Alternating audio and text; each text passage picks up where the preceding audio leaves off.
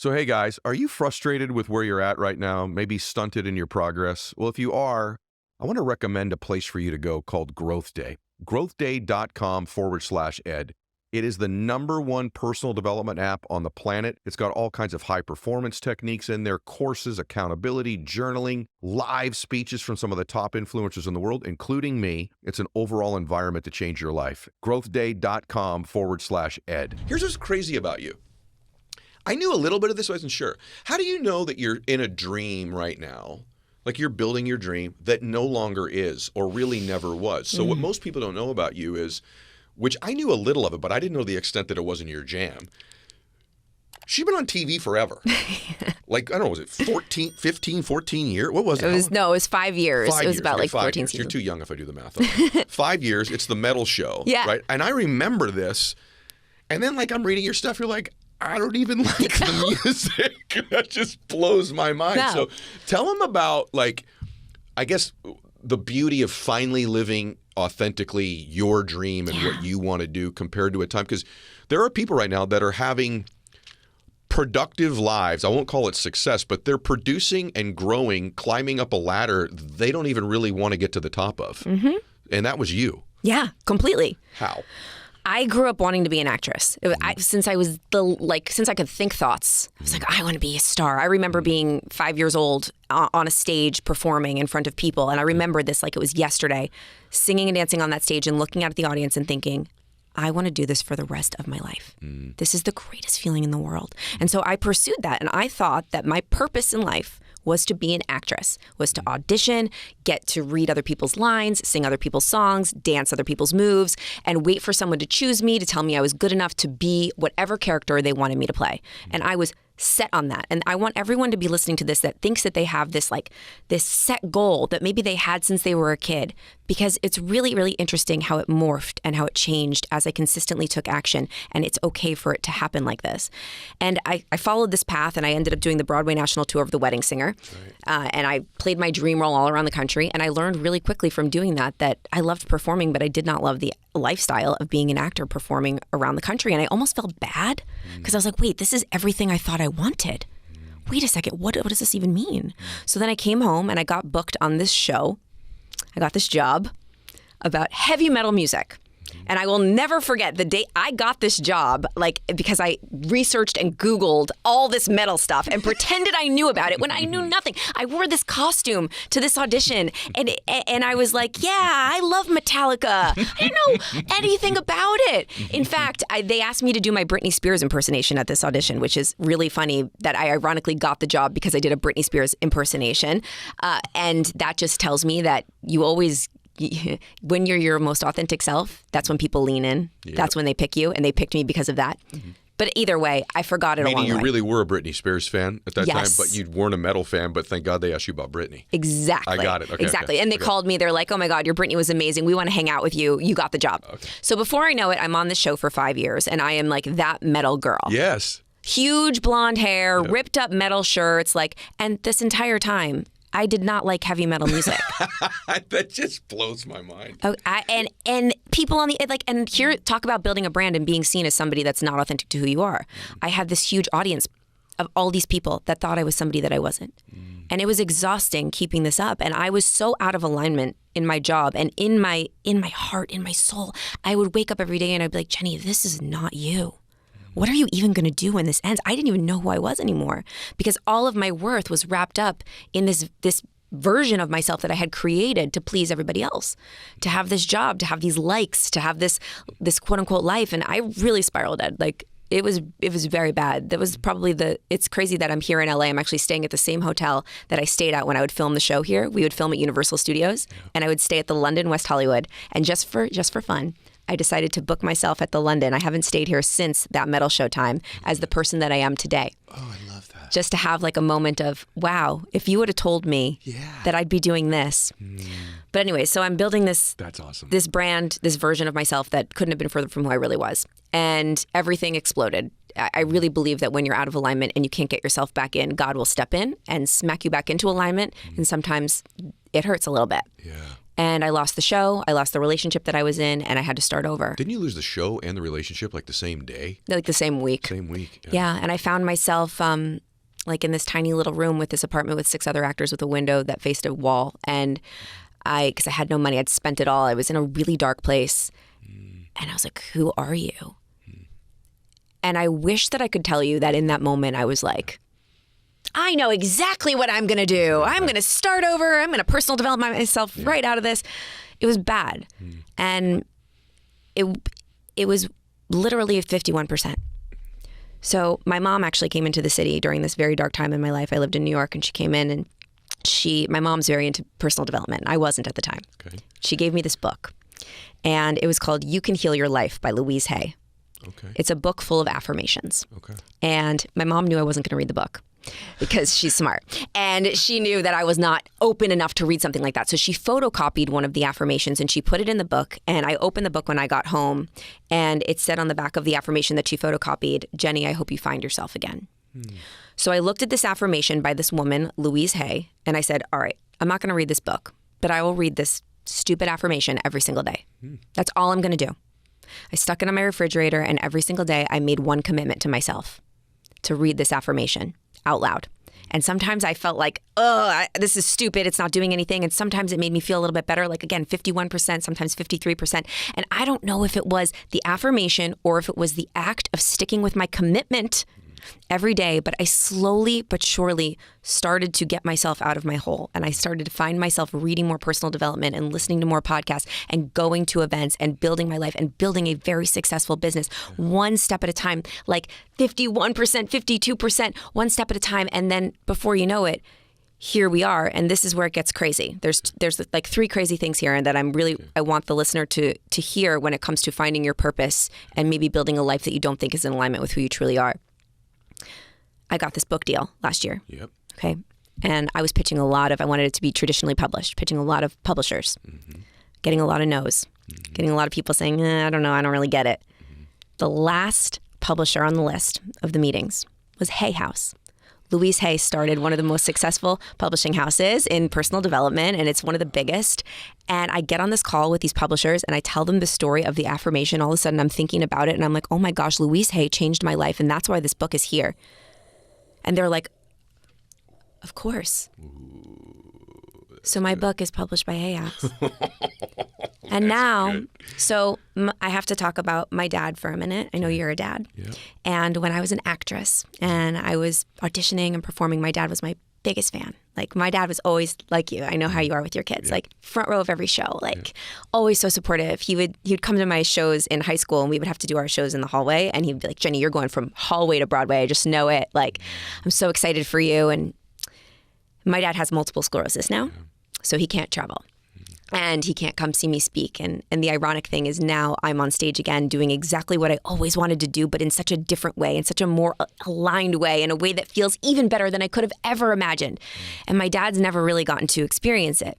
And I think we both spoke at this event, possibly. It was a real estate event in South Florida. I got invited to go speak in Florida, and my dad lives there, so my dad could come and see me speak for the first time. So my dad comes to this real estate event and sees me speaking to all these big real estate investors, and he's sitting in the front row crying, and I get off stage and we get in the car, and my dad looks at me and he says, it all makes sense. This is what it was all for. That metal show, the wedding singer, all the auditions, everything, it was all for this. Yeah. If you would have told yourself back then that this is what it was all going to be for, would you even have believed it? Oh my gosh, that's so good. And I was like, no, Daddy. And he's like, I'm so proud of you. And you can't connect the dots looking forwards. You can only connect them looking backwards. So good. And it always makes sense when you connect them looking backwards. Okay.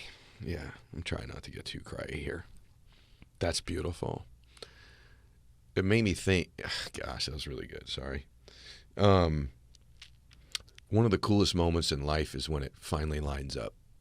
And so many human beings don't stay pursuing their dream long enough to where it all will eventually make sense.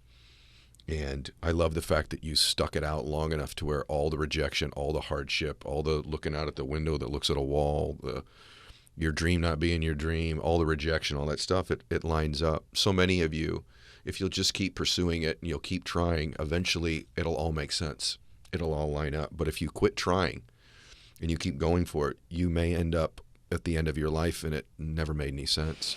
That pursuit, eventually God lines up the dots for you and goes, this is what I was doing the entire time. Stay faithful. Stay after it. Keep growing yourself. Keep improving. Get to 51%. Keep taking those actions. That is a beautiful story. And how ironic you're staying at that hotel right now. It's and crazy. We're doing the show right now. Well, and yeah, so crazy. And by the way, Ed, I don't know if you know this, but you were one of the very first inspirational, motivational speakers I ever saw. Oh, wow. And I remember seeing you at Summit of Greatness and sitting in like the front row and thinking, I want to do that one day.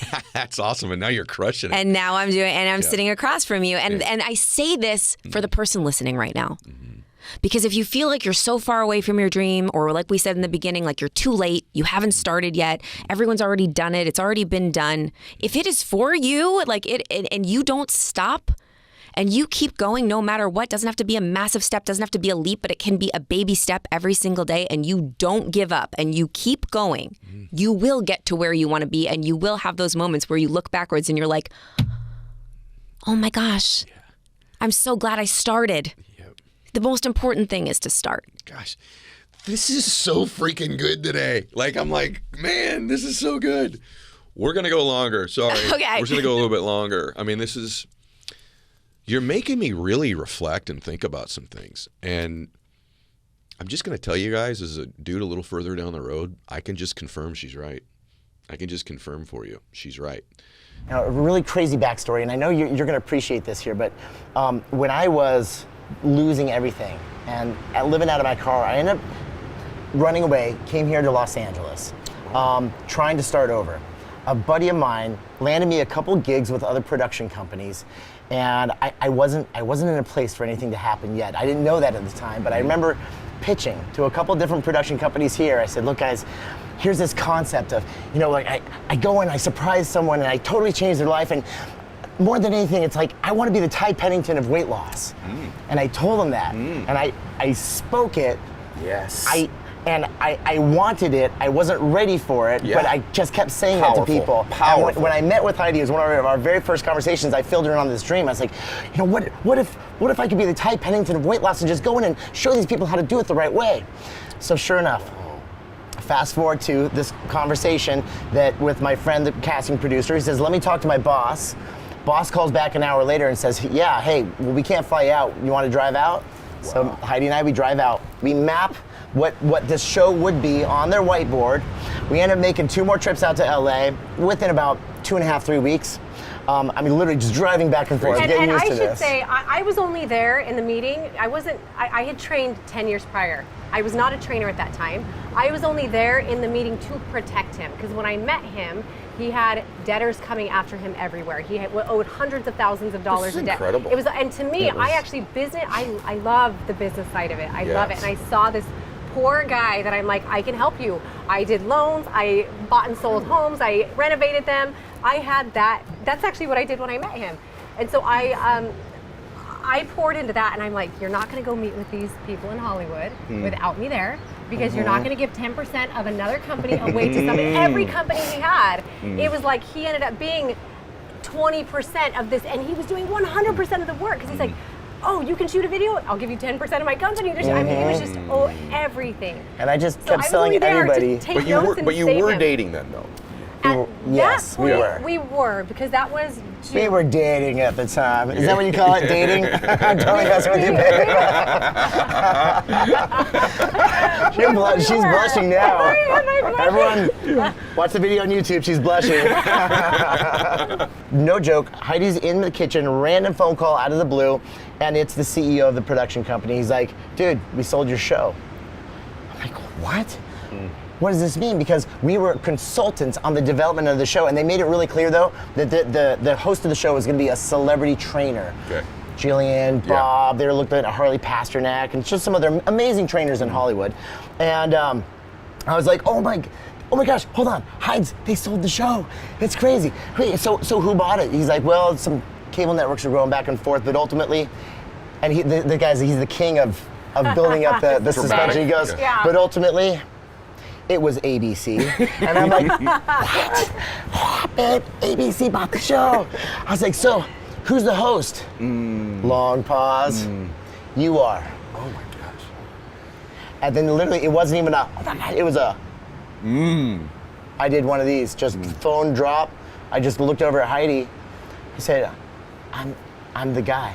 Wow. And I said, well, how? He said, well, they just saw the videos and they want that passion What for went helping through your mind people. at that moment where you're like, I'm not ready for this? Yes, that's exactly what happened. 1,000,000%. And immediately, Yep. 100, yep, absolutely.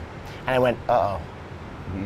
Oh crap. It was literally, it wasn't even a yay moment, it was an oh crap moment. Yes. I said, what does that mean? He said, it means pack your bags, you're leaving in 5 weeks. And I went, sign me up for another coaching seminar. Yeah. And that's exactly what we did. We signed Did you really? Yeah. And I think the biggest reason, so Chris was under the assumption that all of the transformations had happened, especially with David. His idea and his thought process was, it's because I fed him right and I moved him right. He didn't realize, and I could see it from the outside, but the reason David transformed for the first time with Chris, and he never could in his life before, was because Chris was giving him love. Like, he was his best friend. He gave him that care. And that was such a hard thing for Chris to accept, no matter how much I explained that to him.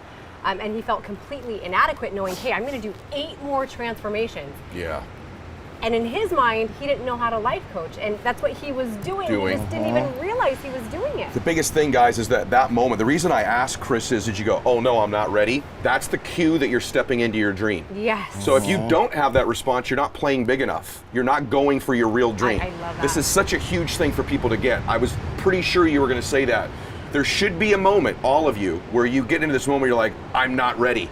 That's actually you stepping into your dream. It's the number one cue. So hey guys, as you know, I've partnered up with my good friend Brennan Bouchard, who's created the greatest personal development system that has ever been designed, called Growth Day. If you go to growthday.com/ed, you can get all the information. But it's that time of year where everybody's trying to form new habits. They've got new resolutions and goals, and you need an environment and you need some coaches, and you need to be able to do it super inexpensively.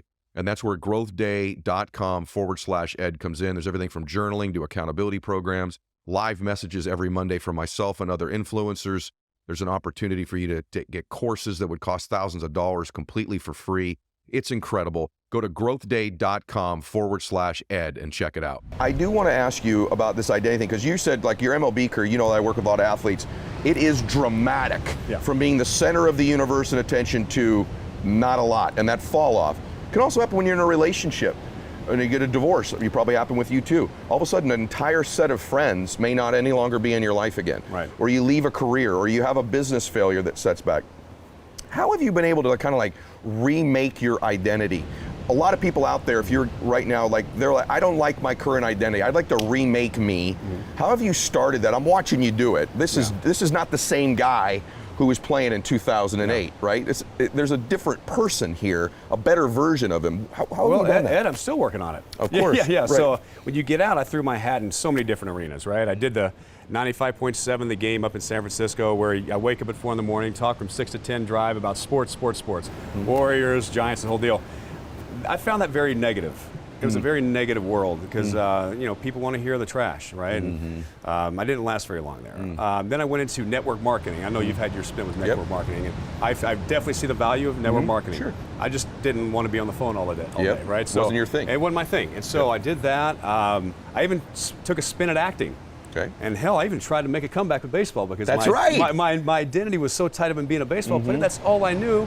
I was so desperate to come back at 40 that I started making a comeback, and people thought I was losing my marbles. I think I was, but you just try so hard as an athlete to try and to replace that identity that you were for so long. Yep. And then there has to become a time where I think in the last couple of years I've done that, where I'm like, you know what? I was blessed to have the life I've had. Yeah. Let's move on. Let's raise my kids, and let's give back to other people what you've learned in your life. Because it was so much about me for so long. When I got, what am I going to do? What am I going to do in my life? Am I going to do this? How am I going to be relevant again? And then all of a sudden, the last 2 years, you know what? Let's get this story out. There's a reason I went through all this stuff, the tragedy in my life, the divorce, all this stuff that's coming. I think it's an unbelievable story for people to hear. So if I can let that out and let people out there know that that they're not alone in their struggles, man. That's a big purpose. And that's So- my new identity. So that's right. You just crushed that. So let me say my version of that to you, because I think it's perfect what you just said. The way that you begin to change your identity is exactly what Aubrey just said. And what it is that you find now at this stage of your life what your calling and your purpose is. The irony is your baseball career wasn't your calling. The irony is the mosaic, the story of your life from that 6-year-old incident all the way up to now has put you in now to your purpose. You're in the prime of your life. You're using your story and your purpose, and also your natural giftedness. You're articulate, right? You have a great voice. The way when you tell a story, I can picture you running around the bases. And so that's why this is your time. And for those of you listening to this, the pathway to that new identity is finding your new purpose, your new calling and it'll always be towards the contribution of other people, using either your story or your giftedness, your natural giftedness, to that end. You've heard me say this in my podcasts, whether it's your math skills, your speaking skills, your art skills, your nurturing skills, listening skills, compassion, passion, intensity, your concern, your love, your faith, whatever those giftednesses are in the service of other people, that's how you build that new identity. You crush that right there. You crush that right there. All right, last question for you.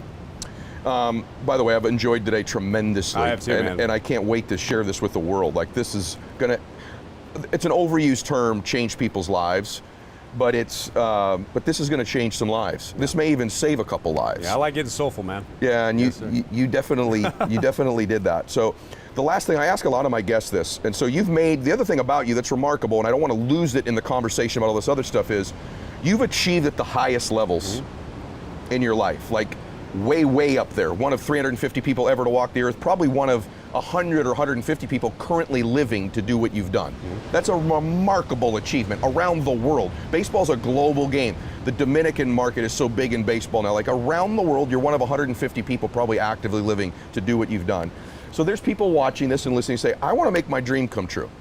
You know, I want to enter that season of my life where I get to do that stuff for my mom. Yeah. I get to do that stuff for my kids. I get to do something even for myself.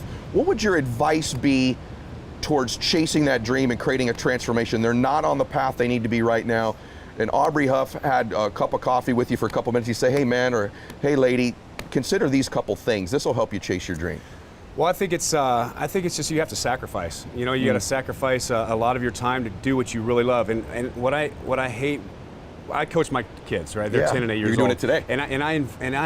I'm really active in their lives, and I want them to be the best men they can be.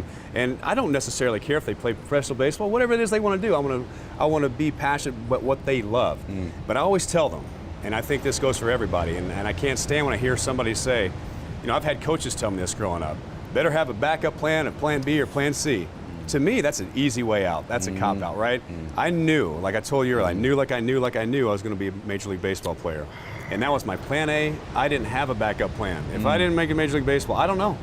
It didn't matter. I knew it. I had this delusional quality because when I was in high school, I hit 300 with 1 home run my senior year. Man. Not necessarily the stats of a future professional baseball player. I had to walk onto a junior college, gain 20 pounds of muscle, hit a growth spurt, hit 17 bombs, went to University of Miami, made All-American, it took off. Many people would have quit in high school and gave up. I still had a delusional dream in myself, and I knew that I was going. If I had a backup plan, I would not have. I would not have went to junior college to walk on. So, to me, take that dream, that A+ dream in your heart, and if you love it, chase it. It may not work out immediately, but it will eventually if you give everything you got to. Brother, that was gold. I just released it. This won't come out simultaneous, but I released today my interview. I was telling you, I've only chased one guy, which is Sebastian Maniscalco, to do my show. Right. His point of the whole interview was, I had no plan B. Yep. I was going to be a famous stand-up comedian. There was no plan B. There was no 5-year plan. I was going to go work at Motorola. I was going to do this. You burn the bridge. You get on the other side of your dream, you burn the bridge, and you just pay the price until the dream happens. I love that. That was so good, brother. One of the things I love watching of yours is the retro stuff. You go back to 08, you've said something, boom, here it is today. Neither one of us have a crystal ball. Neither one of us are certain about this. But I know people want to know what you think we're going into. Are we going into a quick recession, do you think? Do you think it's a extended depression? Yes. What do you think No, it is? I think it's a recalibration. Honestly, my biggest hope and why I want to get loud and I want others to get loud about is like, let's get out of this more humble and more practical. You know, let's do that. Let's you don't need, listen, Ed, you know this, and you run in these circles, that's how I'm aware of you. Like, and I watch everything, and you watch everything, people watch everything. Like,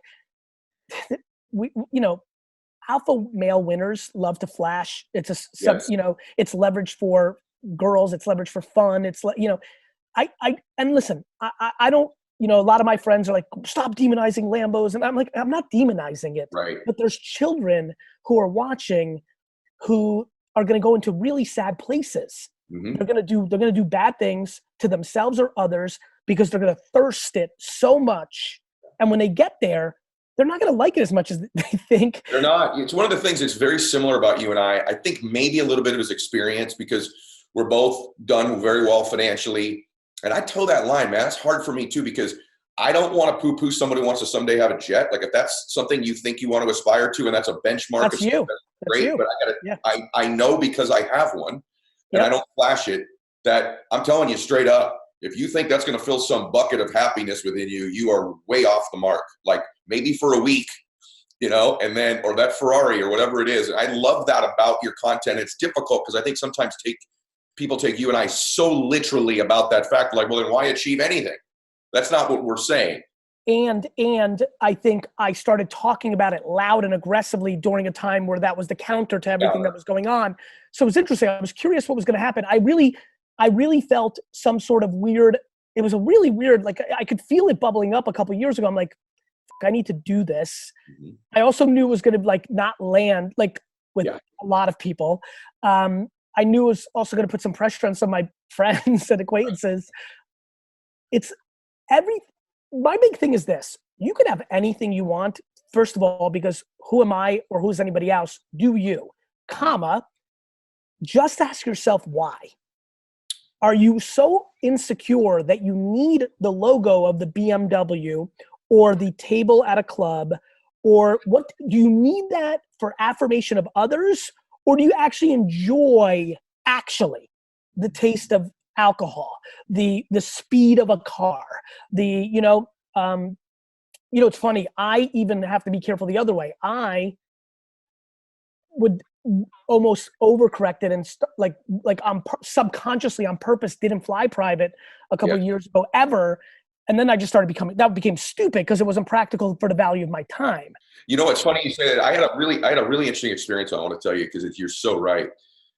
I've thought for a long time, this isn't part of my identity. I like it because the car's nice or whatever. And I was about 40 and I flew into Atlanta and I had to get a rental car. There was nothing but beaters left.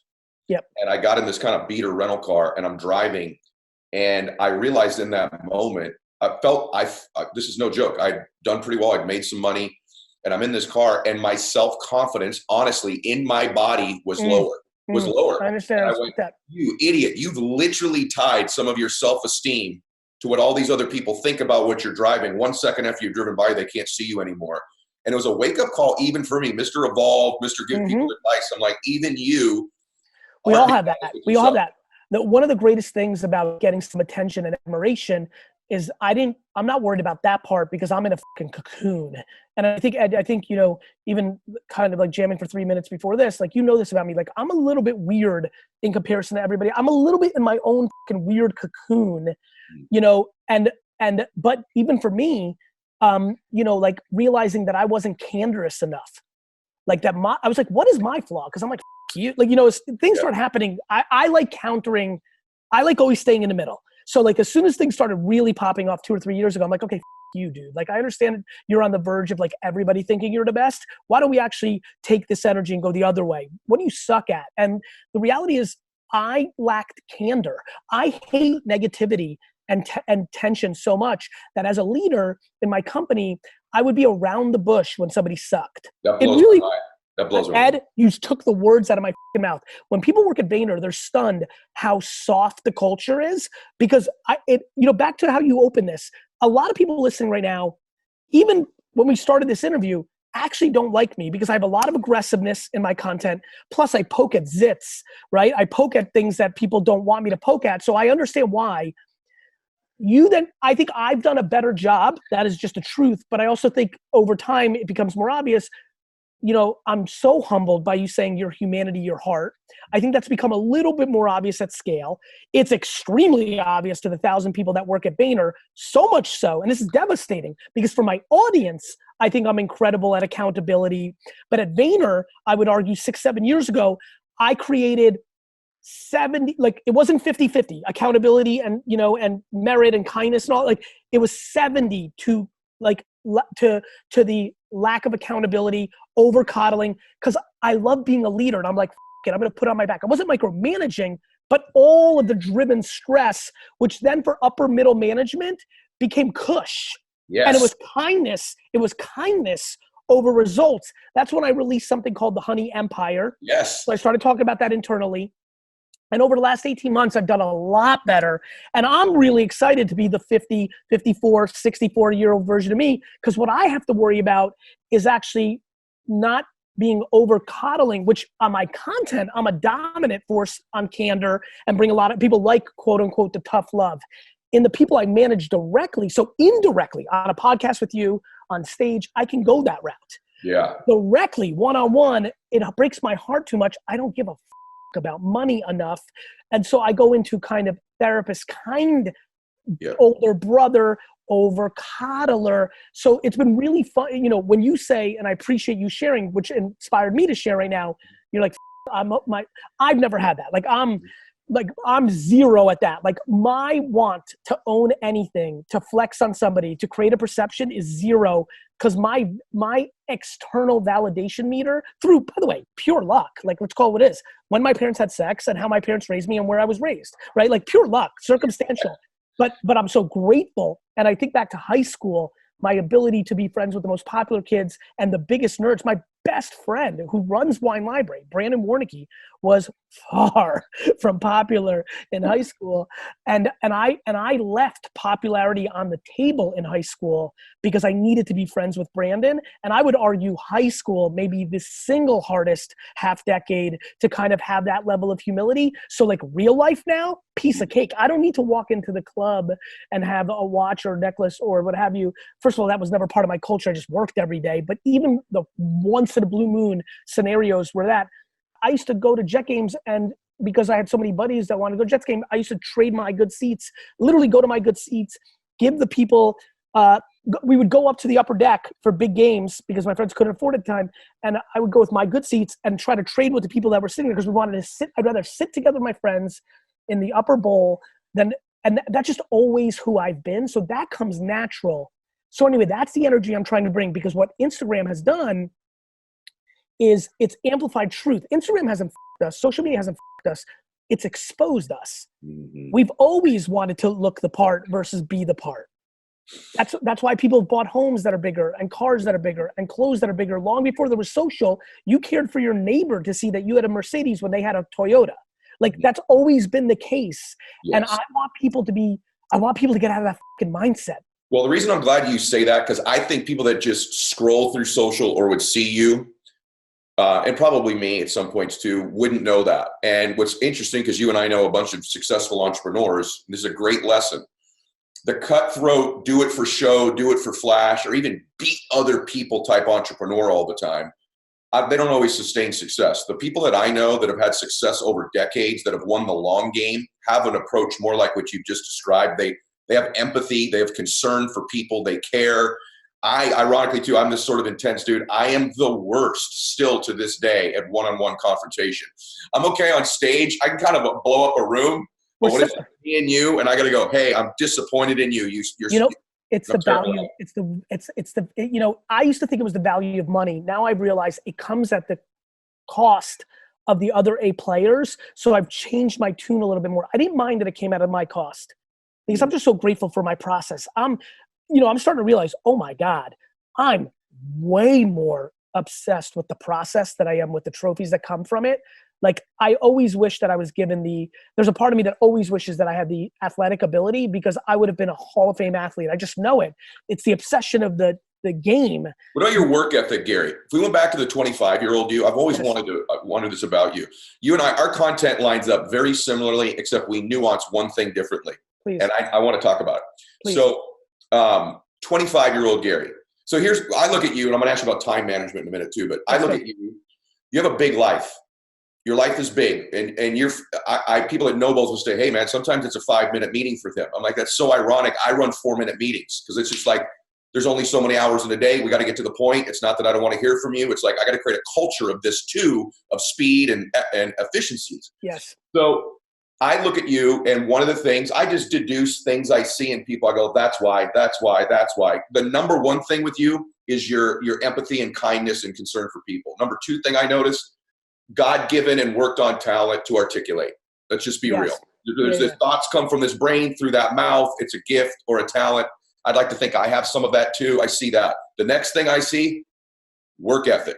I see a dude who's busting it. I know that you're not putting on Instagram when you're napping, but I'm watching your life. It's a big life. If I went back to the 25-year-old guy working in mom and dad's business, if you were still there then, same thing, like just crazy I'll break hustle. I'll break it down for you. That's the year 2000. I get out of school in May of 98 and 2000. So 2000 was a huge year because May of 98, I come in. So since 14, I go into the dad's liquor store at 14. At 17, 18, 16, 17. At 17, I'm like, I'm going to do this. I hate school. I love my fucking parents more than breathing. I'm going to go in there. I'm going to fucking build a monster. Now, this is 1996. This is 1993. Family businesses in 1993 looked like this. I'm going to go work for my dad, build a $100 million business. This is kind of what I'm thinking. And one day he'll die and I'll inherit it. Yeah. / I'm going to go in there. I'm going to fucking dominate, build a huge monster. And then maybe I'll bounce at some point, start my own thing.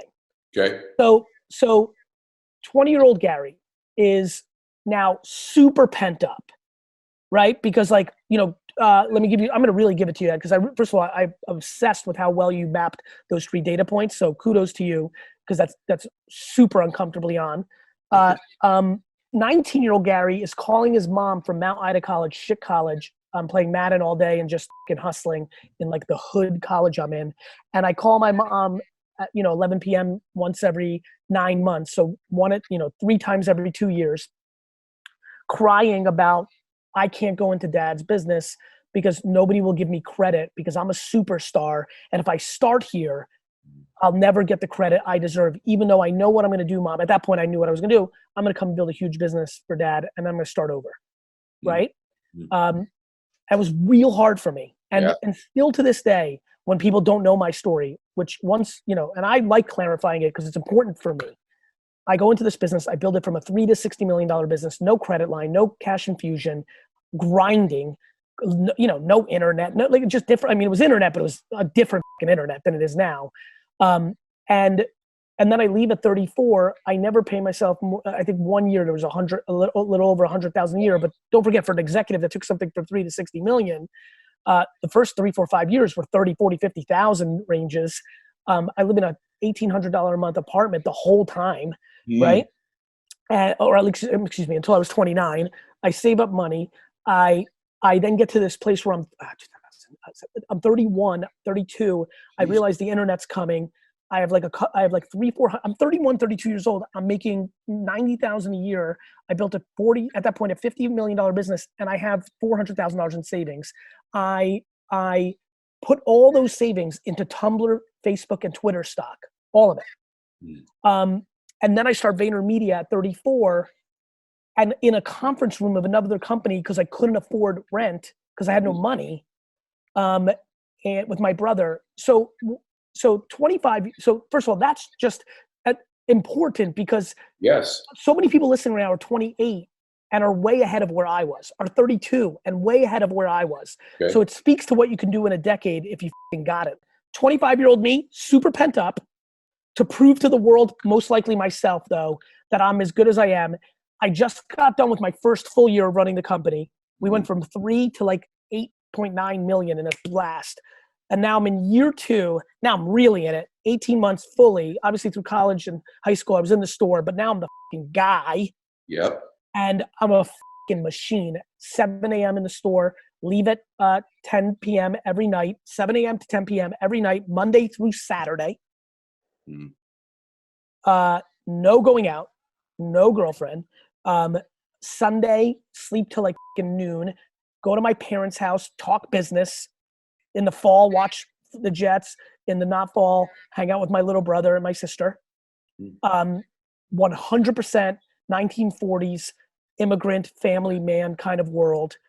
Every day, 7 to 10 p.m. every day, every single day of my 25, every day. Sleep to 11 a.m. Sunday, garage sale, and go to flea markets as a side hustle on Saturday for fun or Sunday for fun because I liked it, or watch the Jets, or go to my parents' house an hour away from my apartment at that point, 45 minutes away, to hang out and talk business to set up the next week every day. That is literally my entire life. So when people now are like, oh, I hustle, yet like I get it, but it's by their standards. It is not by immigrant, and I like that people have balanced lives. I think that's great. That's just my answer to who 25-year-old me was. Okay, so it goes right to what I want to ask you. So you just people look at me sometimes, and I'm not being self-deprecating either. I'm 49 next week, and oftentimes I think people, I look at least my age or older. And I say sometimes, I think one of the reasons I look a little bit older is my 20s resemble yours. Like it probably aged me a little bit. It probably experienced me a little bit. Like there were no vacations, right? Same thing. Difference, I got a little bit better financial reward earlier than you. Yeah, what were you about? I was hustling every single day, and I was building my financial company then, and then I was building my real estate businesses. And I'm just, same thing, sun up to when people were already been asleep for 3 or 4 hours, 6 days a week, sometimes half days, Sundays, for a decade. And what I want to ask you about, because so many things we say are similar, except this one point. I want to hear the nuance of it. When I get a 25-year-old guy who asks me, hey, I want to be somebody, I want to win. My answer is typically that, hey, you have to have patience because it may not happen now, but you got to get after it. And so, and I think that's what I was doing. That's what you were doing. That's what Zuckerberg was doing. That's what Cuban was doing. That's what LeBron was doing. But sometimes when I hear you say it, I feel like what I'm hearing, and maybe it's a soundbite, is I know where you're going. Yeah. Keep going. Yeah, don't worry about it. Travel to Europe. You'll get your life is long. I'll explain. Life is long. Yeah, I'll explain. I'm scared. When you and I were doing it, entrepreneurship was not cool, Ed. Yeah. Yeah. What you're hearing in that nuance, brother, is concern. The concern that a ton of people want to be it now and aren't it. So I think people have now aspired to be an entrepreneur when they're not. And those are the people that are going through depression, are suicidal, are unhappy because they're in a game that doesn't match them. So when I say that, I'm playing chess. It's never a one size fits all. I want to see what the person says next. I'm looking for the tell. Got it, brother? Yeah. I'm like, well, listen, don't overstress. You got patience. Your 20s is a good high risk, high reward time. If it's in you, like if you said that to me, if Gary said to Gary, yo, go to Europe, go this, I'd be like, F you. Right. Me too. Well, that's what I'm looking for. Okay. Because when the kid says, yeah, you're right. I'm like, I couldn't fucking, and I couldn't breathe. Yeah. And I couldn't breathe. Yeah. I had to do it every second. I couldn't breathe. This is when you're a natural purebred, you're in Beyonce, LeBron, Pablo Picasso category. You're an artist. Yeah. You're an artist. There was no choice. I'm not doing this for the fucking flex or the gram or the money or the house or the jet I don't want a single thing. I don't want to be part of any exclusive club. I don't need an island. I don't need a house. I fucking need the game. Yeah. I need the fucking game. You know, it's funny. I thought, brother, that's my favorite thing probably ever been said on here. Thank you. And the reason is that I live it. And I had a really successful dude tell me when I was young, because I was going crazy, and he was crazy. He was in his 50s. His name was also Ed. I'll never forget it. He's passed away since. And he goes, hey, man, it's never going to go away. It's never going to go away. And I look at. You ready for this? You ready for this? Yeah. I think it's stronger in me now. Now I'm like, F it. Now I'm like, I want a statue. I want National Entrepreneur Day to be a stay-at-home holiday on November 14th because that was my birthday. I'm like, F it. I want it more now. I'm more ambitious. I'm more hungry now. That's the truth. That's not some midlife crisis thing for all the 20-year-olds. If you're like me, you'll remember this interview and be like, he's right. It's true. I'm hungrier. Yeah. It is true. It's become more of a fabric of who I am. There's momentum in my life, just like you've got momentum. I want to go back to the dream thing for a minute, because you had to do this. There's a lot of people listening to this right now who their first dream has ended. So it could have ended favorably, like in your career, you know, Hall of Fame and Pro Bowls, and it just ended. It could also be that my business is just shut down and it's gone because COVID's over, or I'm going through a divorce, or, you know, I was chasing my master's degree, but I've got to go get a job now because I got debt. So my first dream has ended. It's very easy to have one first dream. It takes a champion to recreate an entire new vision and dream for their life. And as you know, especially with athletes, once that first dream's over, many of these men struggle the rest of their lives to never recreate a new vision or dream. But for everybody listening to this, what would be some of your, because you had to do it, your career ended, part of your identity was football player for sure, right? So how did you, were you conscious about it? And is there anything you did specifically to create this new dream and vision? So this went back to my faith. Went back to my faith. I said it during my Hall of Fame speech as well. Football was what I did. It was not who I was. So I didn't define myself, literally completely define myself by the game of football. If I couldn't do it anymore, it did not mean that I was not a person anymore.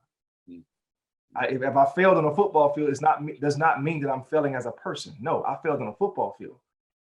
So to be able to separate the two, separate yourself from that, knowing that, yes, if I do have success in it, I will be, you know, have happiness, right? Right. But if I do not, that does not prevent me from having joy with my life, with other parts of me that are the primary parts of me. My job is not the primary part of me.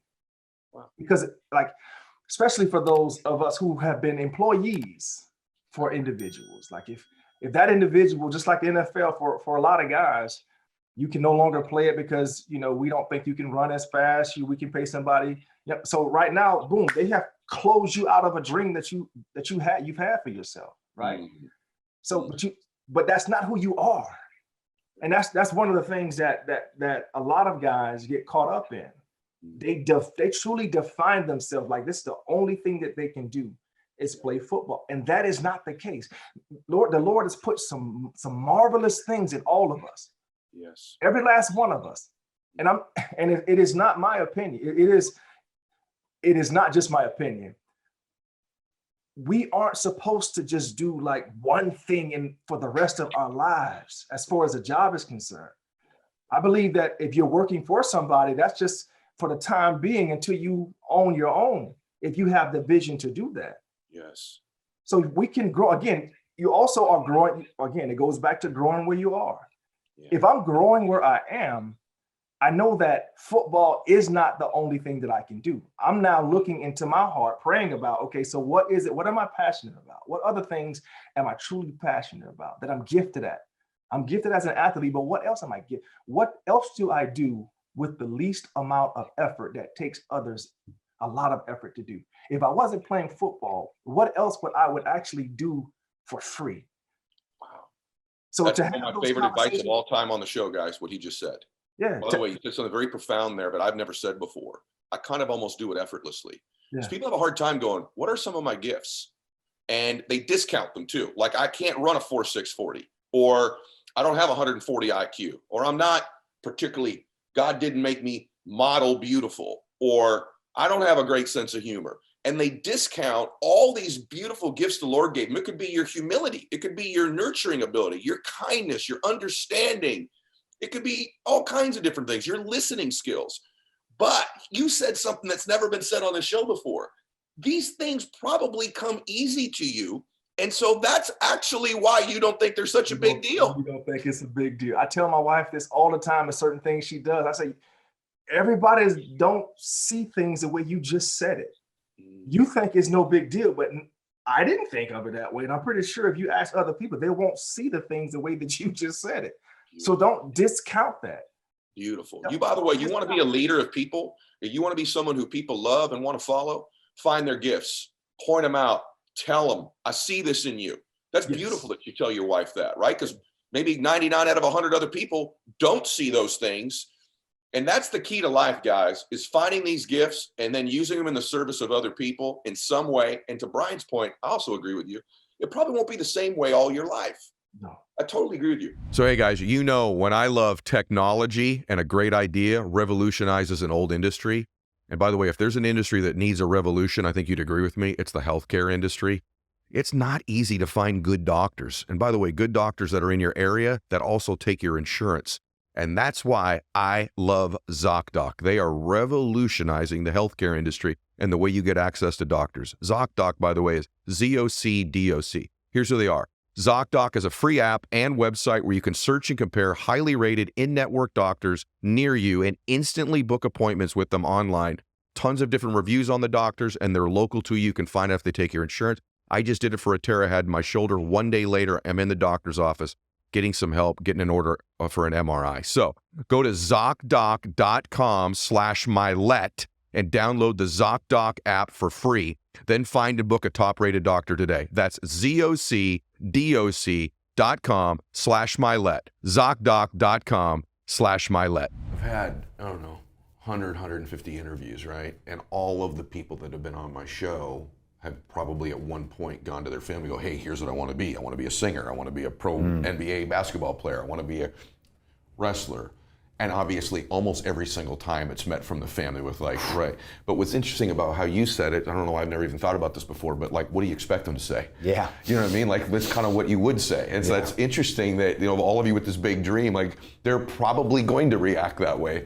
But what you did is you took that and put the chip on your shoulder rather than let it discourage you, because that is an outlandish thing that you said you wanted to go do, right? Yeah, dude, I'm literally, you gotta understand, like I said, I grew up in a small town, 800 people. Right, Like, no one gets out. Like, no one does anything. Right. Everyone talks about getting out, but everyone just ends up like their parents. You know what I'm saying? And so, of course, it's a pipe dream. What's interesting, pipe dream. what's interesting though is, and I want people to hear this too, I don't care if you're 80 years old, listen to this, or you're 8 years old. Somebody becomes this, right? Somebody's going to be the WWE Universal Champion. Somebody's going to play Major League Baseball. Somebody's going to be a millionaire in business. Why not that be you? Yeah. There's not a reason why it can't be you, even though it's going to be met with this adversity and scoffing, and they think you're crazy and all that. Why do you think, though, and don't be humble on this, why would it end up being you and not your buddies or your brother?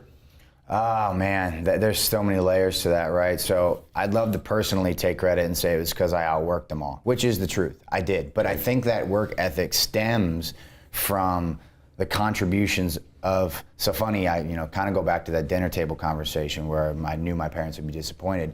And at the end of the day, like, they're the reason that I had that conversation to begin with, because you know what I mean? Like, they're the ones who instilled this mentality in me from an early age that I could be anything that I wanted to be. And so fast forward 14 years and I've been told that and reinforced it, like, look, you're an amazing kid, you can do whatever you want, anything you set your mind to, you can accomplish it. Like, so having that drilled into your head for years and years and years, come to being 14, I say, well, yeah, I can. I can do that. So I've got that already just drilled into my formative brain, you know, and so I believe that I can accomplish this. And then I have somebody telling me that I don't, when all I've ever known my whole life is that I can. So instead of that resistance being something that pushes me backwards, it's something that empowers me. Yeah. And so it's strange that it's coming from the same source, you know, my parents. But then you've got, you know, my friends just didn't, they were, you know, we had the same upbringing, but we all have different paths. And so, you know, their parenting situation or the way they grew up was just different. Slightly different. Just different enough to where once we get to that breaking point, like, where's the threshold? Okay, we get to this point and one drops off. Now we get to the next point, the other gets married. Okay, the one's too afraid to take the dive, you know? So it's just like, and the way my path was put in front of me, I was blessed with just this work ethic that my parents instilled in me from an early age. Did you have a plan B?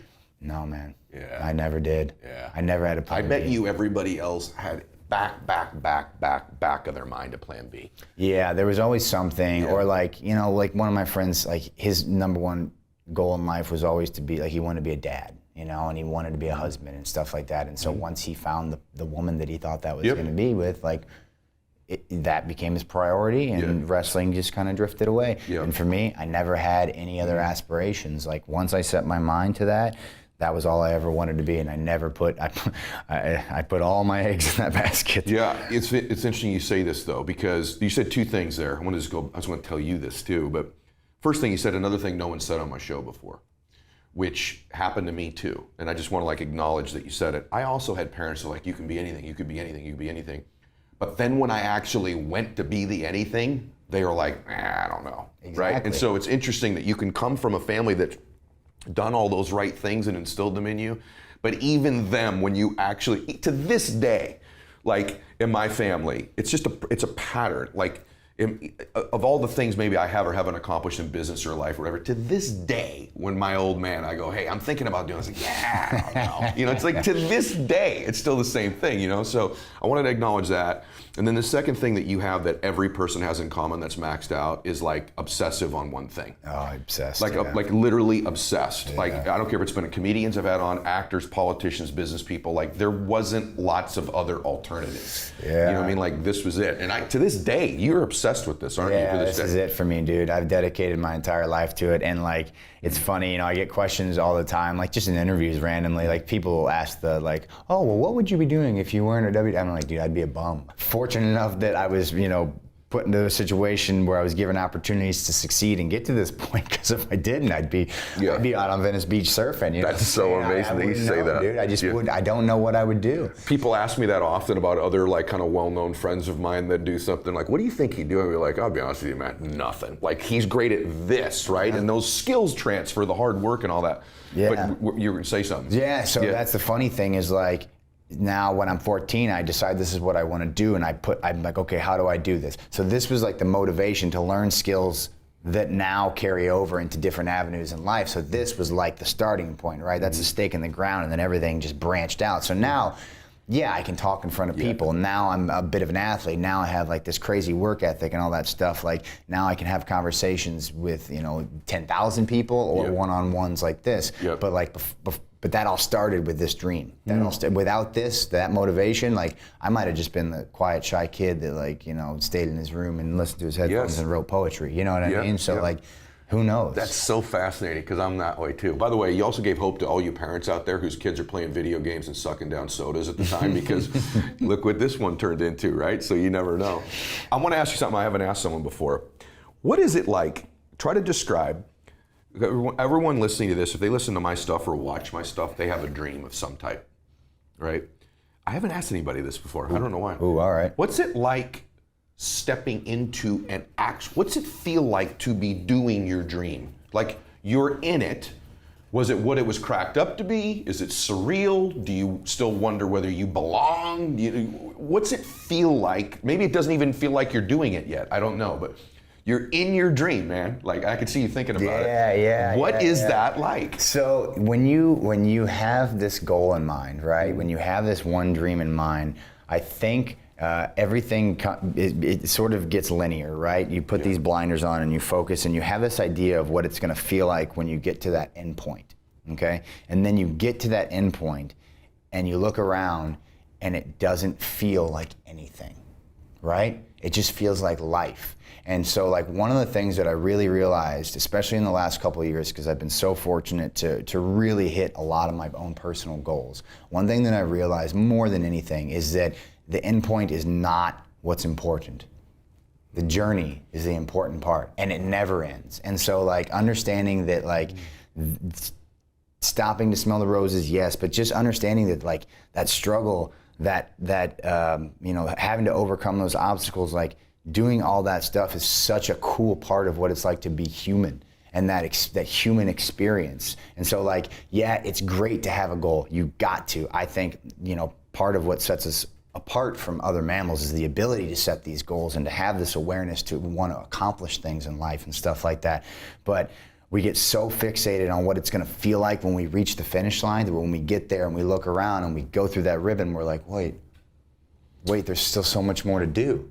There's still so much more life to live. And so then it becomes readily apparent that like, it was never about getting to that end point. It was about all the steps it took to get there and beyond. And so it's hard to really put into words what it's like to live in that dream. At the same time, it's amazing. I've been able to do things through this and through pursuing this dream that I never would have imagined, to be able to take those experiences back, share them with my family, share them with my friends, share them with, you know, my students at my wrestling school who are, you know, embarking upon the same journey to an extent, that is invaluable, and that I will never take for granted. But like, it's the steps along the way. It's not the end point. It's not the actual dream. It's like pursuing the dream that's really the most important part. That's one of the most articulate and true statements I've heard doing this, because that's how I feel. And that gets me weirdly emotional almost, because it's the truest answer to what it's like when you step into it. Are you afraid you're going to lose it? Yeah. There is a lot of fear that it'll go away. But I've also been like, I don't know, you know, kind of this awareness lately that like, if it did go away, I wouldn't really regret anything, or I wouldn't be disappointed, and I wouldn't panic. I feel like if for whatever reason it disappeared tomorrow, like I've done all right. You know what I mean? I'm pretty satisfied with the things that I've accomplished, and you know, whatever's ahead, like it's all icing on the cake at this point for me. So I'm just looking forward to the next stage of my life. Really good. I think that it stays with guys who keep their humility, keep working on themselves, stretching their identity. You know, what you never want to have happen is that your results exceed your identity, like what you think you're worth, right? Like I'm a big believer in that. As long as you keep grinding, you keep pushing, you keep stretching who you think you are, what you think you're worth, then the results will always be trailing that. It's when the results start to exceed that stuff and you cool it, that you've made it. I don't see any of that on you at all. So I think you're in good shape. The other thing I love about you is I think you're like an example of life. Like, it's not all beautiful and perfect. Let's just be real, guys. Most people, especially in your industry, it's mainly what they put out there, right? It's this perfect image. We're a perfect couple. We never have any problems. Everybody's my best friend. You know, it's all giggles and bubble gum and rainbows. And yet what you've done, you know, I must say, is really made a dream come true. Eric, since you were a young boy, and Eliza, with your family background too, it's like you've both chased a dream and like caught it with all the ups and downs, the warts, the setbacks, the things we're ashamed of. You've made dreams come true. And I just think it's remarkable the way that you tell the story as well. But I'd like you to give advice, both of you. The last thing. If you're listening to this show or you're watching it, you got a dream. You want to make a dream come true. Maybe it's be an actor, an entertainer, start a business, influence people, inspire them. People listen to this show, guys. They want to do something for real with their lives. And the thing you did today is they think, well, because I've had this divorce, or because I was a drug addict, or I hurt this person, or I had another failure, I had a setback, that disqualifies me. My mess, this is what people think. My mess disqualifies me from making my dreams come true. And what you're evidence of is your mess does not disqualify you. In fact, your mess qualifies you to make a dream come true. But I'm curious, from both of you, what advice would you give to somebody at any age listening to this who says, I got a dream I want to chase. I don't want an average, ordinary life. I don't want a perfect life. I don't want it to all be smooth. But I do want at the end of my life to think, no pun intended, like I maxed out my life. I chased my dream. What would your advice be, both of you, to those people? Any guidance, any advice, any thoughts? I think if you're not afraid to fall down, because you know you're going to get right back up, not a big deal. So to fall down is not to falter. It's just to have to get back up. And it's not a thought process. It's just what happens. And that's why I've had many people say to me, even when I was a little boy, Guy, you're so brave. And I realized I am. But it's not being brave like I can do this. It's being not scared of falling down, because I know how to get back up. It sounds so oversimplified, but it's so, and when you add that to kindness, which I learned from my third parent and my lover, when you learn kindness in that mix, it makes all bad days okay. Wow, that's beautiful. Do you really want to try to beat that, Eliza? No, well, that's where I learned it, Kyle. Yeah, but you said it in a really nice way. I don't want to try to beat it, so I'll just join it. I would say if you have a dream, the first thing to do is assess your reasons, because it's going to have your journey is going to have your signature all over it. So there are some dreams that we have definitely that the conclusion of them are to land, instead of on our feet, on our butt, because that's our pattern. So you got to kind of look and be sure you're actually taking care of yourself. Trying to get some of your stuff out of the way. And one way to do that is, I really do recommend do it sober. When in doubt, give. Like, being there for other people, especially if it's a total stranger. I have a very good friend. His 13-year-old was going through depression. They happened to be very financially successful. So, and it was coming on Christmas time, and I said, take him to Toys R Us. Remember Toys R Us when there used to be stores? And go on a shopping spree for other kids. Pick where you're going to take the stuff after, and just let him fill basket after basket. And they do that every year now. And that lifted him. So it also helps us stay clean in a way. Because that's such an instant and obvious result when you can help others, that it derails you from any compulsion that you might be doing that's self-destructive. I also think that when it comes to those dreams, really, it's very hard to picture life being short until you're a lot older, but it is, and your dreams are absolutely, they're absolutely yours. If there's voices in your head shaming you for those dreams that are not your own voice, definitely eliminate those. And now you can do so much yourself. If you're an actor and you have a dream to do that, you literally create a profile on Actors Access, start submitting yourself, go to your phone and your friends, make little movies, put them out there, promote them in all the fun ways you can. Just do it. And what's great about the laptop these days is you don't have to send an audition till you're happy with it. Oh my God, you can look at it and decide at home. It's so cool, the freedom we get now. It's so great. But it definitely, there's no question about pursuing dreams. There should be nothing that stops you. Let me ask you one last question on it. And I mean that, like, take care of yourself. You're way more of an important dude in people's lives than you realize, because you have a lot of confidence. And I know that there's probably this side of you that people are like, hey man, don't get too big. But there's this other part of you, bro. You have such deep humility. I love people that have both of those things. They're super confident, but they got a lot of humility. If someone was listening to this, they're like, hey man, you chased your dream like you had no idea. You're just a dude in college. And by the way, everyone, I want to reinforce this. If you have not seen The Machine on Netflix, you have to go see this movie. It's a ride, and it's one of those movies like you don't really want it to end. Every minute of it is entertaining. Every single minute of this movie is entertaining. It's funny, but it's a real story. I'm sure it's jived up a little bit. It's so good, and all of his Netflix specials. Razzle Dazzle is out right now, but like all of them are awesome. Go check his stuff out. But let me ask you this last. If someone was listening to this, they're like, hey man, I would like to pursue my dream too, but I have a lot of anxiety, I got a lot of worry, I got a lot of imposter syndrome, I got all this stuff that you've described that you still have and you made it anyway. What advice would you give to somebody who's like sitting there going, whatever it is, they want to open a bakery, whatever it is, right? They want to start painting. What would you say to them? Ooh, first of all, the procrastination's the best part. Mm-hmm. Like, just don't worry about the time you've spent procrastinating. That's all the build-up stuff. Those are the muscles you're getting to get you to where you need to be.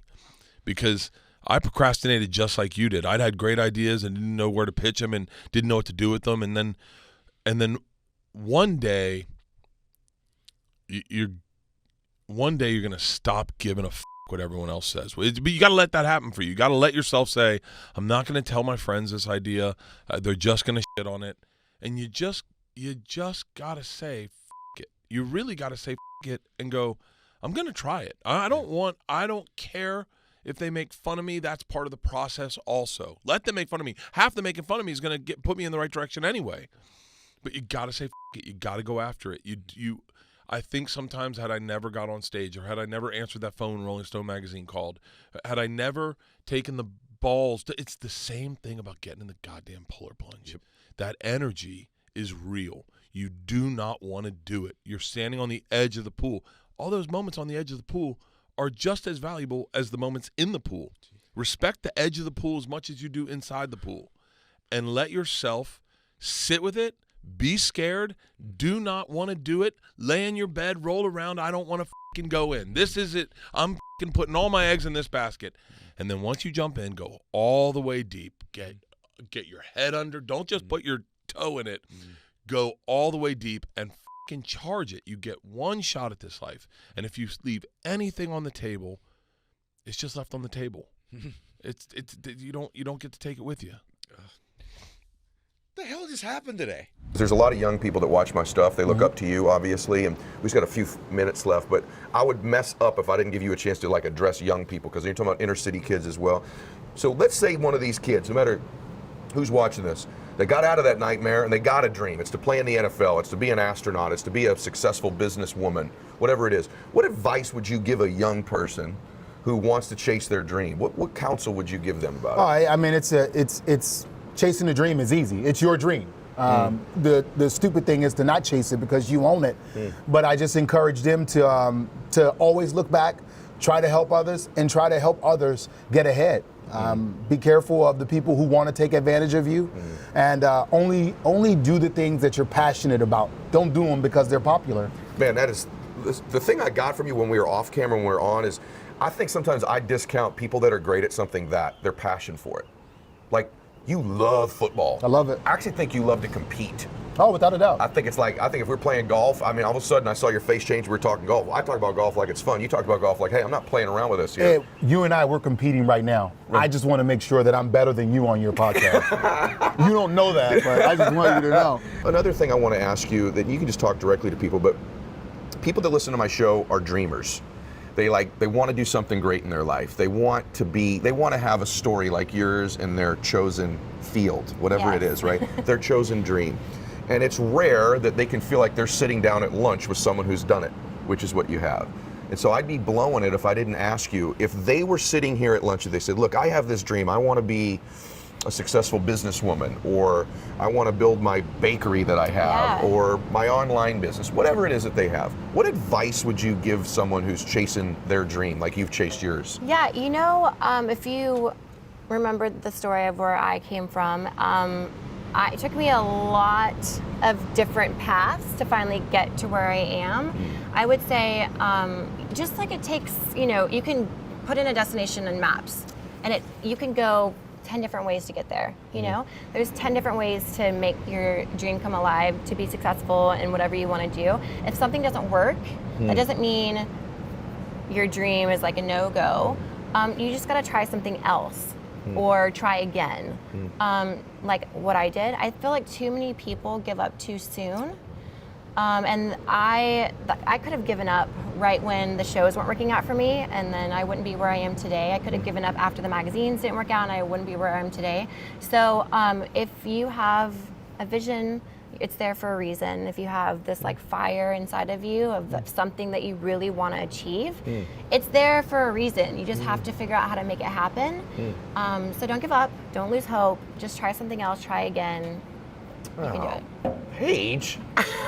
Like, honestly, like there's like, when you were talking, something occurred to me. It's almost like you winning was almost like an inevitable thing. Like you were going to just eventually find a way, right? And I don't know why, I've been in this space for 100 years, but like I've never had such a strong sense about that. And I want to say to everybody that that's what I was feeling when you said, it's like, if you don't give up, if you keep trying different ways, eventually there's a breakthrough. There just is, because there's a breakthrough. That dream is in your heart for a reason. I totally agree. All right, last thing. By the way, Get You Owe You. Go get the book, right? Ignite your power, your purpose, and your why. Go get it, right?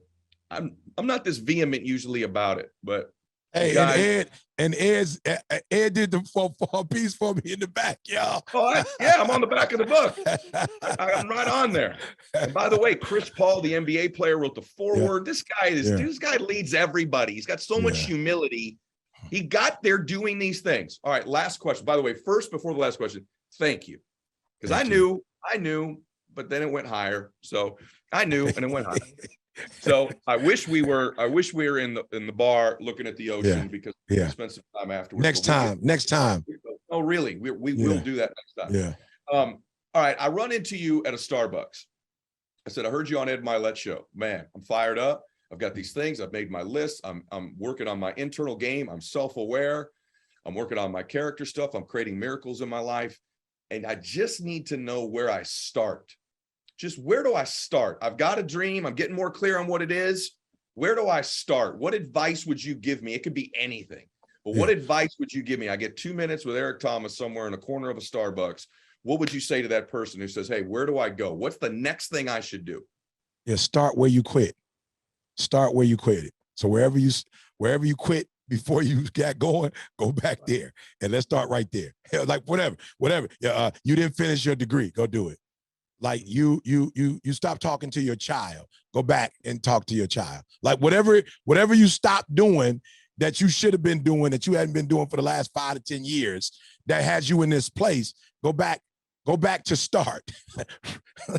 Collect $200. You know what I'm saying? Just go back to start. Get your 2 500s, your 2 100s, get your 620s, your 250s, your 510s. You know what I'm saying? Go back to start and start from scratch. Wherever you know you lost, wherever you quit, wherever you gave up, whatever you didn't finish, wherever you lost your heart, you lost your drive, your soul, wherever that was, let's go back there and let's get that right. And then let's move from that point forward. So for me, it was the GED. It was going back and saying you sorry to your mom for cussing her out when you ran away from home and you don't even cuss. Going to meet my biological father and having a conversation with my biological father. Go back to the hurt that has stopped you from moving forward. Go back to the disappointment that stopped, whatever that thing was that stopped you from being progressive. Don't run from it and try to add something new. Don't do that. Go back and fix the thing that put you in this slump, that put you in this loser's place. And that's when you fix that, then win it. Success is never on discount. Greatness is never on sale. You got to go back. You got to go back to the beginning and you got to fix whatever you didn't finish. And then once you start from there, it's going to be easy. I guarantee you, even though I don't know most of it, one of the most amazing parts of this movie, I guarantee you, is going to be the dynamic between you and Brenda, her life, your life together. Okay, when you hear her story, I can't wait. That you will. But just again, I know we're taking too much time, but no, what we're I not. love about our relationship is that she always challenges me. That oftentimes we think, I want a relationship that's easy. I don't. I want a woman that every day challenges me to be better. Yes. To do better, to think differently. And that's one of the reasons I fell in love with Brenda, and I'm still in love with her today. And yeah, sometimes it causes some friction, but I love that because she's not just saying, okay, you're good enough. I don't ever want to be good enough. I want to be the best that I can be. And she makes me better every single day. And sometimes it's through challenging me in ways that it would be easier just to say, oh, just forget that. Oh, just trust me in that. But I love that about her, and I love that about our relationship. And so here we are 30 years in, and I'm still growing and trying to get better and being challenged every day. It's crazy. Right before this interview, I made a post about that on my Instagram, almost verbatim what you just said. And one of the things I said was that your life sort of becomes a totality of the expectations of your peer group, what they expect of you, the standards they hold. And the closest peer group you have is the romantic, intimate relationship that you're in, and then it extends to your friends. I don't want people around me all the time that just accept me as I am. I want to have fun and laugh and be with them, and they love me, but that they also want me to get better and to grow. So I love that. All right, 2 last questions. This is so good. And by the way, we're not going too long. Cheesy football question. There's 2 minutes left in a game. You can give a football to Warner, Montana, Manning, Brady, or Elway. Who do you want to have the football to drive the last 2 minutes? Because those are my quarterbacks. With that ego that you're talking about, I really want to say me because I always felt like I was my best in the biggest moments. But I'm going with Tom. I think that's what's always separated Tom from everybody else, and all those guys. I mean, Joe was the same way. A lot of guys the same way. But in the moment, why he's been to 10 Super Bowls, why he's won, is because in the moment he always makes that play. He always does what he needs to in that last 2 minutes to give his team that opportunity to win. And so, like I said, as much as I would like to say me, and I felt like I was really good in that moment, Tom's the best. Okay, good. You probably could not go wrong with any of you. That's why you've all got Super Bowls, and he'll be in the Hall of Fame with the rest of you. The last question is just to dreamers or to people who see themselves as an underdog. And again, American underdog on Christmas Day, guys. No, it's just, now you know it's real when you see it because you heard from the man. But what advice would you, there's somebody listening to this, man, they're like, look, it's the holiday season and New Year's coming up. I don't want the life I have right now. You know, and I'm in my version of, you know, stocking shelves at Hy-Vee restaurant. And I've got this dream. It's not the NFL, but it's a dream relationship, a dream body, a dream business, probably more than any of that, a dream way I'd feel about me. Yeah. A dream way I just feel about me. What advice or counsel would you give them if they could get up close to someone who's just done it on a level that almost no one's ever done it before? What would you say to those people? The thing I would say is never let your circumstances define you. That to me is what dreaming is all about. And it's twofold.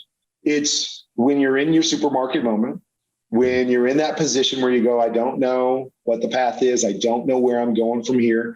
The coach is telling you, maybe it's time to start thinking beyond football. And, you know, I had family members that would be like, don't you think it's time to start thinking about like, what's next? Don't let that define who you are. And by the same token, what we were just talking about, when you're on the Super Bowl podium, when things are going great, don't let that define who you are. To me, dreamers are the ones, as we were just talking about, that always want more, that always want to be better, that always want that next thing. And it's not at the point of sacrificing what you have now and not appreciating what you have now, but it's simply going, this stuff is not defining me. You know, one Super Bowl win, I don't want that to define me. That doesn't mean I need 10 Super Bowl wins. Maybe it's the next thing I do. Maybe it's the thing I do off the field. Maybe it's how I handled the wilderness after I won the Super Bowl. But I'm always looking for, okay, what's next? You know, how can we continue to add to this legacy, or how can I continue to add to who I am? Because you talk about, you know, being a dreamer, and we talk about success all the time. And too often we want success to be on a scoreboard. That I'm successful if. I'm a firm believer that I'm successful if I'm continuing to grow, if I'm continuing to be happy and content in my situation while striving to be more, to have more, to continue to see, can I push this envelope, and can there be more to accomplish? You know, it's so humbling to go, my life's been made into a movie. I'm 50 years old and I have a movie coming out on Christmas. But then I say to myself, well, let's have a second movie. Like, how cool would that be? Who has two movies? And again, I don't know if that's going to happen, but I just say to myself, and I'm not done yet. Yeah. The first chapter was awesome. And I mean, to a point where somebody feels like it's worthy of having a movie made about it. That's great. But that's not good. I'm not done yet. If that's all I got after 50 more years, I'm missing it. And I'm not doing enough. And so that to me is what I would say, is that we all find ourselves in circumstances where it's easy to get complacent, or it's easy to wallow in self-pity and go, well, I don't want to be here. And for me, it was always like, okay, this isn't the end game. So, I can get hung up in this moment all I want, but instead I'm going to put one foot in front of the other, and I'm going to see what's coming tomorrow. I'm seeing what's coming 5 years from now and 10 years from now, because the past is the past. As great as it might have been, this is not where I'm going to end up. I'm not staying here the rest of my life. And so that's what I would say to all those dreamers, is that just don't let your circumstances define you, good, bad, or indifferent. So keep going, keep searching, keep striving, because that to me is what makes us happy. That's what makes us content. That's what life is all about, is just, I want to reach my potential. I want to reach my purpose. And I don't know if I have yet. A lot of people would say, well, you got a movie about you. You did it. You're there. And I'm saying, well, maybe that's not the movie that I want at the end of the day. Maybe that's not all there is to the story. And so that's, I think, the piece of advice I would give to everybody, no matter where they find themselves right now. I'm so grateful we did this today, brother. I mean, I mean it. I'm sitting here in such immense gratitude. I just absolutely appreciate you. And thank you. I feel like this is a real gift that I can give my audience at a time of year where they need this gift. I want to start out a little bit just to give them context, because you haven't just done this once. You've had multiple successes. Just give them a little bit of your background, because I don't think that was an adequate introduction about the businesses you built and what you did with them. Yeah, so I started my career actually in banking. So there wasn't really the startup scene back when I was in high school. I graduated high school in 1989. Me too. Oh, did you? Yeah. Okay, great. Yeah.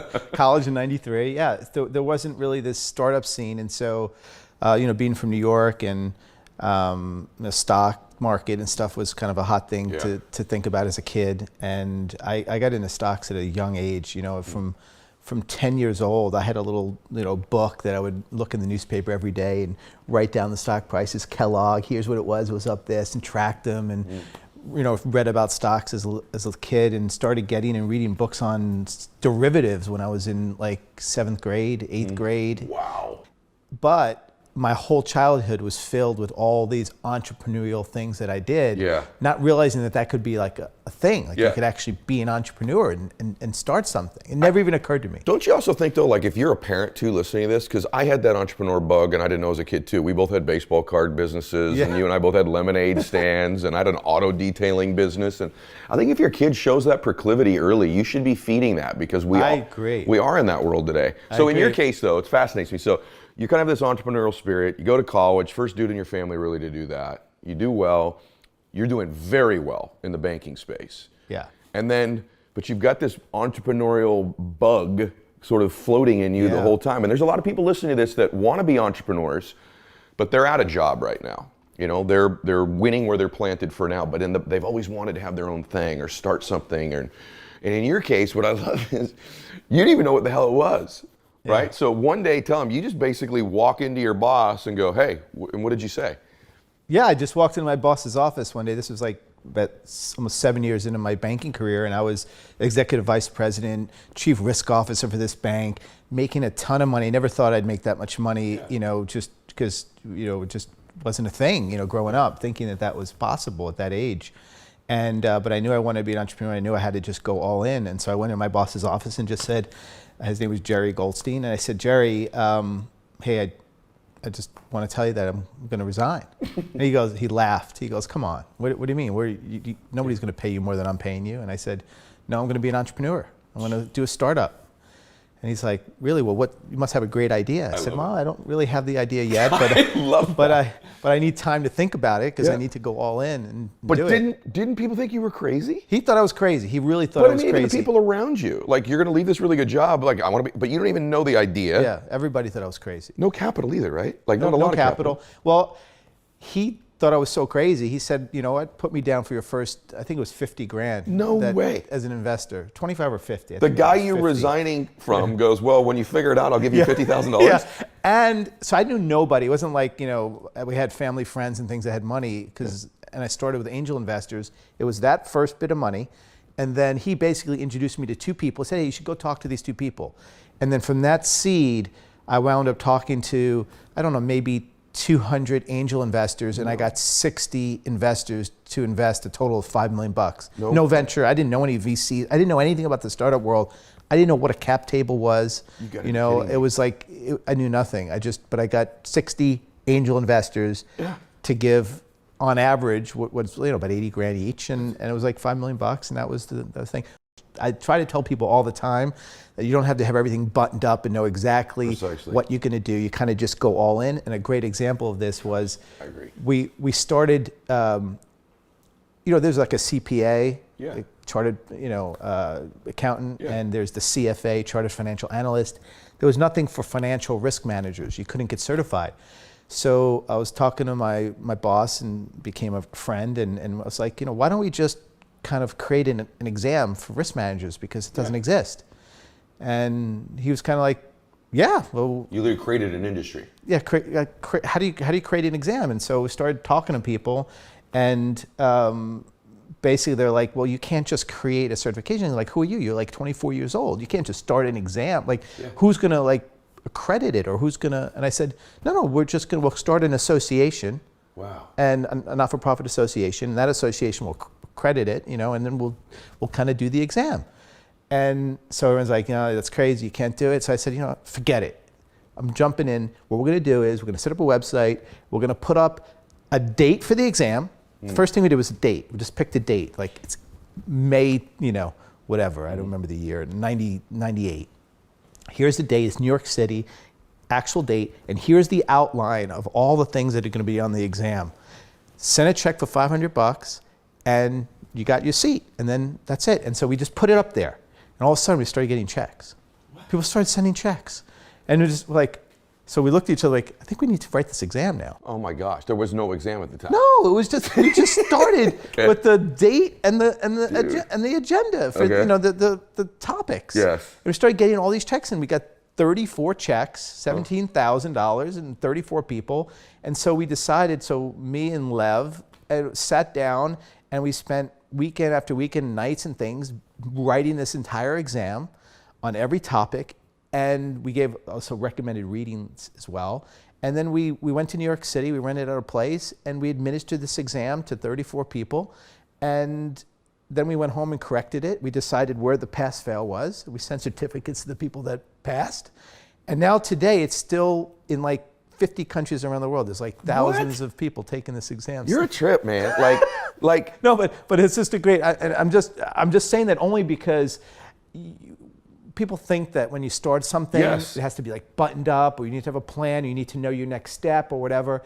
And what I always say is, just take the biggest step you can with your next move. Yeah. And that's it, like toward your vision. You have the vision, and just take the biggest step you can. And for us, the biggest step we can take was, here's the date. I believe that. Here's the common line of the entrepreneurs who have been on the show, or my friends that are entrepreneurs, is they're willing to step into spaces they're ill prepared for. And they go, when I get in there, I'll figure it out. And then when I get in there, I'll figure it out. When I get in there, I'll figure it out. And in your case, and then I want to go to some clues, because success leaves clues. And what I want to spend our time today on are those clues, are those lessons you've learned. But just for everybody to give some context, what made me attracted to having you on was the diversity of your success. So this is, an exam for risk managers, right? Success in that space. You take diapers.com, sell it to Amazon. I think even in your own case, because it's your story, I think even in your own case, you don't have quite the appreciation for how remarkable it is. So you take diapers.com, sell it to this little company called Amazon, right? I'm kidding. And then you build jet.com, you sell that to Walmart. Like, you've had a really crazy career for a dude who literally walks out of a job one day that's really successful and doesn't even have the damn idea yet. Yeah. Like, it's remarkable. And I want people to know, how can I be like you in my own small way?